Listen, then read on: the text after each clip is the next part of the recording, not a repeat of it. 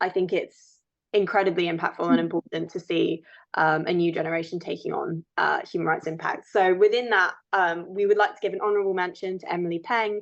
The process for selecting was incredibly very competitive, and it was incredible to see.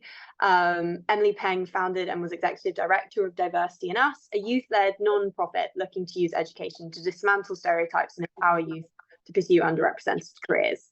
And then on to the winners. So individual winner, massive congratulations to Pranav Raju.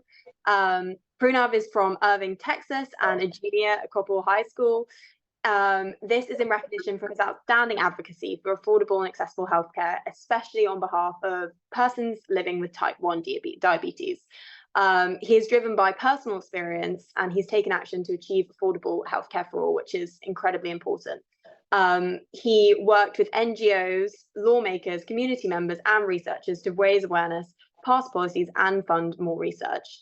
As a Children's Congress delegate for Breakthrough T1D, Pranav testified before Congress, shared his personal stories, and lobbied members of Congress for the successful passage of legislation to lower insulin costs.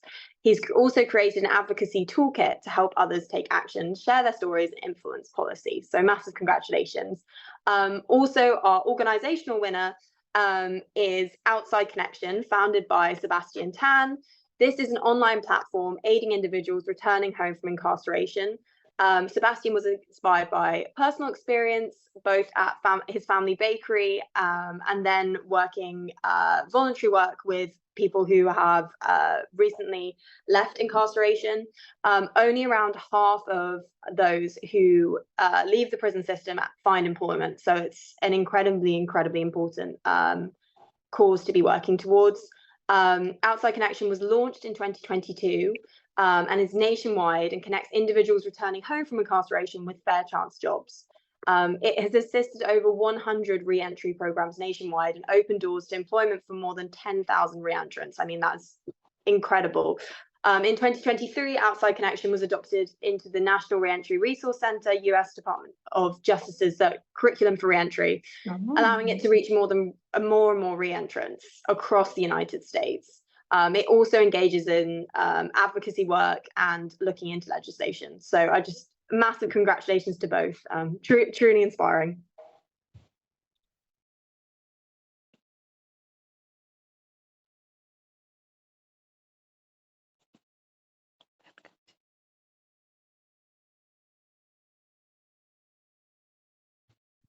Hi, I'm starting, I think.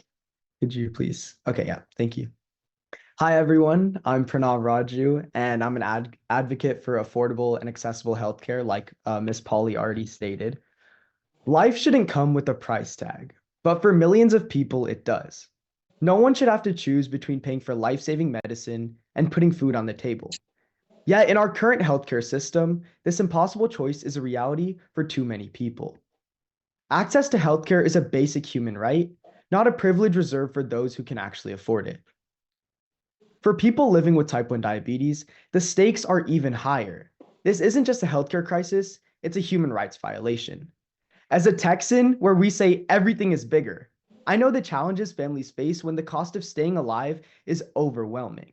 But our strength, our advocacy, and our fight to make healthcare affordable for all are just as big. I'm personally type 1 diabetic, so I see firsthand how many people can't afford this healthcare and firsthand how many families are struggling with these issues. According to the T1D index, over 8.7 million people live with this disease. Due to the high costs, one in four people have had to ration their insulin, and an estimated 3.9 million years of life have been lost due to lack of access to proper care and insulin. This is not just a health crisis, it's a human rights crisis. And that's why I became an advocate for affordable and accessible healthcare, particularly for those with T1D like me. My work originally began with raising awareness and fundraising. As an ambassador for Breakthrough T1D and a Children's Congress delegate, I've worked with lawmakers on Capitol Hill to push for impactful legislation like the Inflation Reduction Act, which capped insulin prices at $35 a month. We also secured $160 million for research to the Special Diabetes Program. Earlier this year, I had the honor of attending the State of the Union address, where I saw firsthand how policy can drive change. We need to keep educating lawmakers on the financial, physical, and emotional toll T1D takes on millions of people everywhere. As Nelson Mandela once said, education is the most powerful weapon which you use to change the world. And that's exactly what we're doing, changing the world one conversation, one policy at a time. Alongside policy change, we need to break the stigma that surrounds T1D, particularly in certain communities like the South Asian families. T1D is often wrongly associated with diet and lifestyle, leading to discrimination and silence. We are entering 2025. It's time we educate rather than discriminate. I'm personally Indian, and I see how many South Asian families have this stigma around type 1 diabetes. When their kids are diagnosed with type 1 diabetes, they feel like they are less than other kids. We have to educate them so that they don't feel this way anymore. We've created safe spaces where these families can connect, share, and receive guidance without judgment. By educating them, we can break down these harmful misconceptions. You can switch the slide now, please. I also collaborate with organizations like Beyond Type 1, T1 International, and DPAC to raise awareness and foster community engagement. As we look ahead, I'm completely committed to expanding outreach, hosting more educational events, and working on legislation that reduces healthcare inequities. Everything may be bigger in Texas, but so is our determination to create a fair healthcare system for everybody. I leave you with this one question. What will you do to make healthcare accessible for everyone? Whether it's through advocacy, sharing stories, or contacting representatives, we all have our own role to play. Finally, I want to thank Congressman Mark Vesey and Senator Susan Collins for championing these healthcare policies. Thank you, Tanya and Aaron Kowalski from Breakthrough T1D for believing in my advocacy and helping shape who I am today with your opportunities and training over the past 8 years. Thank you, HRE USA, for this honor. This award is not just for me, but for every advocate fighting to make healthcare accessible and affordable for all. And lastly, I'd like to thank my family and especially my mom, who has helped me and supported me through my entire journey. Together, we can create change and make big steps for the future. Thank you. Thank you so much, Pranav. I'll pass it to Sebastian next. Sure.